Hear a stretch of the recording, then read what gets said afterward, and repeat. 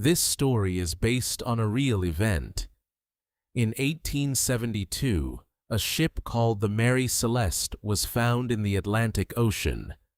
The ship was there, but the people were gone. The Mary Celeste was a sailing ship. It carried goods across the sea. In November 1872, it left New York and started a long journey to Genoa, a city in Italy. The captain was Benjamin Briggs. He was an experienced sailor. His wife, Sarah, traveled with him. Their young daughter, Sophia, was also on board with 7 sailors. Before the ship left New York, Captain Briggs checked everything carefully. He looked at the sails, ropes, food, and water. He wanted the journey to be safe. Sarah also prepared for the long trip. For her and little Sophia, this was not only work on a ship, it was a family journey across the ocean. The ship carried many barrels of alcohol. This alcohol was not for drinking, it was cargo for business. Everything seemed normal when the Mary Celeste left New York. Life at sea was slow and simple. The sailors worked every day. They cleaned the ship, watched the wind, and looked carefully at the sky. At night, the ocean was dark and quiet. Sometimes the ship moved gently. Sometimes the wind became stronger, and the sailors had to work quickly. For many days, the Mary Celeste sailed across the ocean. Then something happened during the voyage. The strange part is that no one knows exactly what happened. On December 4th, 1872, another ship saw the Mary Celeste in the Atlantic. This ship was called the Dei Gratia.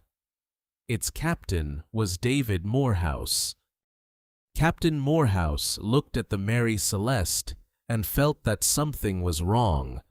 The ship was not sinking. It was not burning, but it moved strangely. The Mary Celeste turned slowly in the water, as if no hand was guiding it. The sailors on the Dei Gratia saw no people on deck. They sent a small boat to the Mary Celeste. Some sailors climbed onto the ship. They looked around and listened, but the ship was silent. There was no captain. There was no family. There were no sailors. No one answered their calls. The ship was empty, but it was not destroyed. The sailors walked into the cabins. The rooms were wet and untidy, but they were not broken apart. Clothes and small personal things were still there. It felt as if the people had left in a hurry, but it did not feel like a fight. This made the mystery even deeper. There was still enough food and water on the ship. This was important. If the crew had no food, people could understand why they left. But the Mary Celeste still had supplies. The cargo was mostly still there too.